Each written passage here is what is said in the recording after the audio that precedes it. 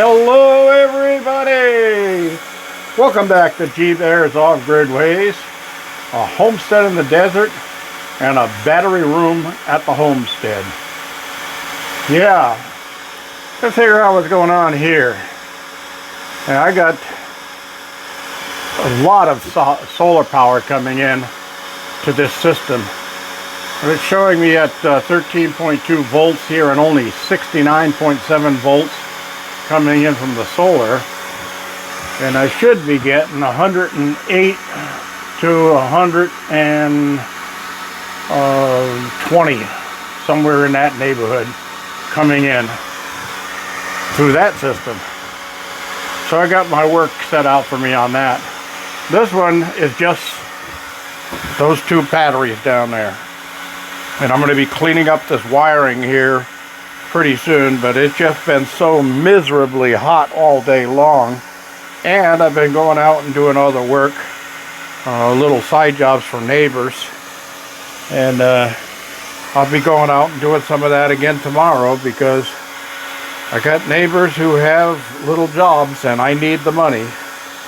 So one of the things I want to show you in this mess of tangles here is that hole in the wall back there is where the wires come in from all my solar panels in the back of the cabin. And I just noticed when I was in here looking at how I'm going to clean this out, I've got a couple, one right there and one down there, of the Harbor Freight 100-watt solar panel kits that come in there, and they use those little RCA connectors on them, and they're corroded the heck. I don't even know if I'm getting connection or input from those two. And I think it's a good possibility that those might be tied in somewhere into the inputs that they shouldn't be, because the only thing I wanted to come in was my biggest one. So I got to get in here and clean through all of this wiring and clean off those terminals, and I can't just soak them with baking soda and water because they're live. So I'll have to disconnect them and cover the solar panels to do the work that I got to do on them. And I'm going to take all these extra battery cables off of here and just get down to the nitty-gritty. I still have on these two, I still have the battery lifesaver. That's the BLS-12, the BLS-12N that I've had for all these years out here, that made my lead acid batteries last a lot longer. They stop sulfation in the batteries. How they do it, it's anybody's guess. I never got into researching the technology on it. But I did find out when I did some research that when the guy invented those things, he introduced them to the U.S. military, and the U.S. military thought they were so good, they started putting them in all of their vehicles to make the batteries in the vehicles last longer. So I said, well, that's enough for me. I'll buy them, and I'll buy one and see how it works. Hey, 10 years out of a set of lead acid batteries, the refillable type. Of course, all the markings on the walls up there are all from maintenance on the batteries. So I did maintenance on them, but that sulfator, I can't say that it didn't help. So anyway, we got that part out of the way here. We're gonna step outside and move on down to the garden, because yesterday when I was in there, I came across some burrows in my raised garden bed, and I was watering anyway, so I said, what the heck? So I started filling up the burrow with water, and guess what? A whole family of mice came running out of there, or swimming out of there, I should say, and they ran in every different direction. So I'm going to go back and see if I've got some new fresh tunnels going, and if so, I'm going to have to put me a rodent trap out here. And I'll do that, and I'll show you the rodent trap that I built, and we'll see how it works. I did notice that I got screen here that's torn from when all of the totes fell over, so I'm also going to have to find some screen and rescreen those areas.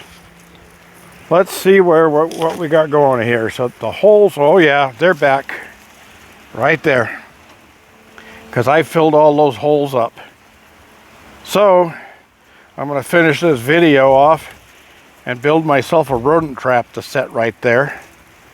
And it's strange is because there's one guy on YouTube that said, you want to keep rodents out of your garden, plant onions and garlic and they won't go anywhere near it.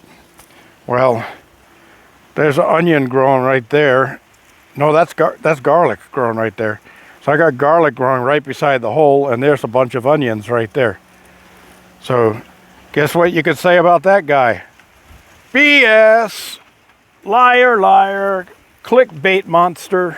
That's all he was. So anyway, I'm gonna have to get in here and take care of that. Oh, look at this. Looks like something's been digging right there also. Oh, yep, got to get in here and take care of that, because just a couple of rodents turn in. Oh, look at that. There's a rodent hole down there too. A couple of rodents turn into a lot of rodents. And a lot of rodents turn into a lot of garden damage. So, yeah, looks like they've been getting in here because all my new figs are all gone, except for this one right here that they missed. But there was a good half a dozen new figs on this tree. And they're all gone, and I don't see them on the ground. But there's bird poop down there.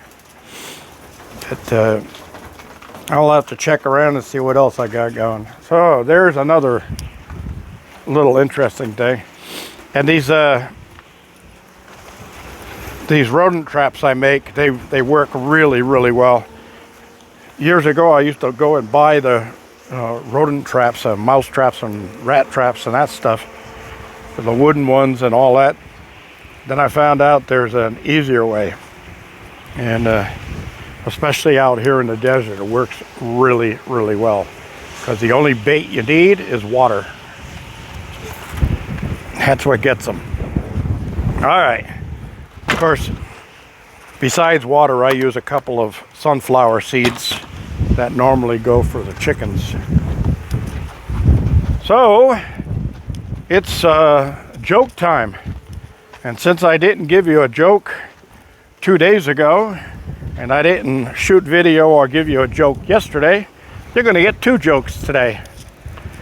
The first one is thank you to Tony and Leanne at Doing Redneck Things Off Grid. You hear me mention them all the time. Go over and check their channel out. Doing Redneck Things Off Grid. They got some pretty interesting stuff there. And on Tuesdays, they do I Have Questions. You can send in a question that you want to know. And I send in funny questions all the time. And Bill sends in some funny questions too. So you'll get a kick out of it. You'll get a laugh. And if you got a question that you want to get answered, send it into him in the comment section and he'll post it. And he'll ask it during one of his episodes on Tuesdays. And then you can check back later and see in the comments if somebody answered your questions. Sounds pretty good. All right, so the joke that he sent me. Have any of you seen the new U.S. military camo uniform? Anybody? No? Nobody's seen it? I guess it works pretty good then, huh? Thanks, Tony. Yeah, all you military guys out there, I know you're going to be telling that one. Well, anyway, that's the first one. The other one is, when I went to town to check my mail, there was a gathering over there, and there's this scientist there, and he's a microbiologist. I saw my first microbiologist today. He was a lot bigger than I expected. So, no jumping up, no jumping up, no.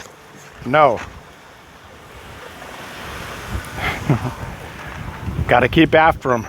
Found out that she's a young pup. She's not an old dog. She does her little puppy stuff here too now. But she's getting along with the others pretty good. Every now and then there's a little bark and a yelp. Alright, so besides all of that, I've got to get the van cleaned out, got to get the cabin cleaned out. We're supposed to have a cooler day tomorrow, but like I said, I've got a side job to do.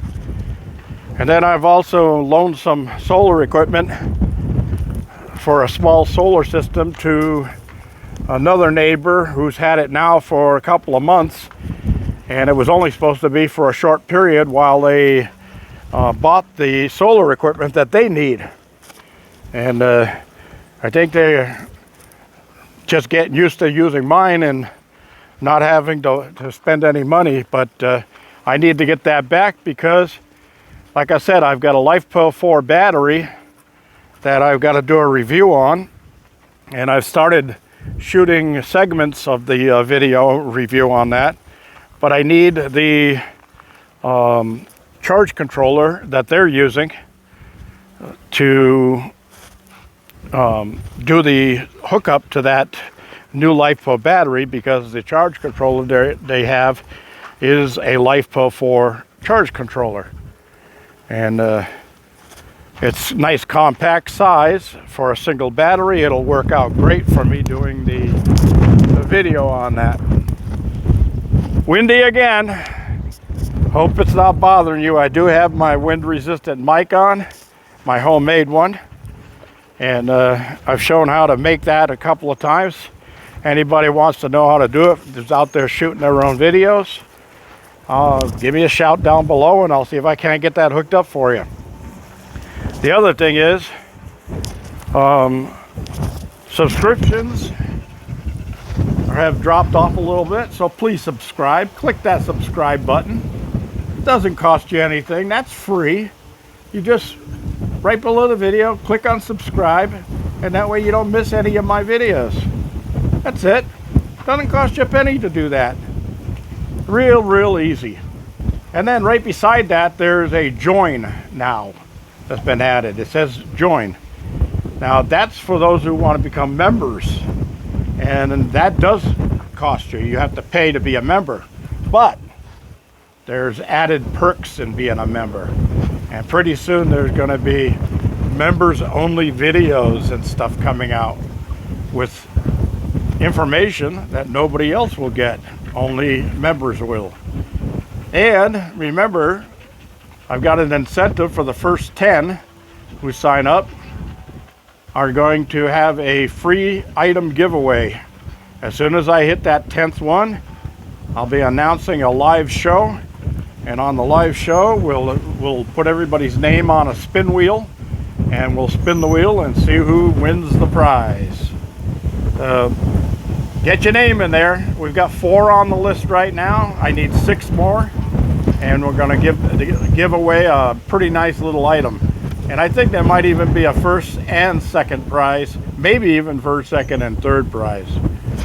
I haven't decided that far yet, but I know there's at least a first prize. That's a pretty good sized item. So get your name in there, click on that join, or click on the subscribe at least, and add to my subscriptions. Thank you. This is G Bear signing off.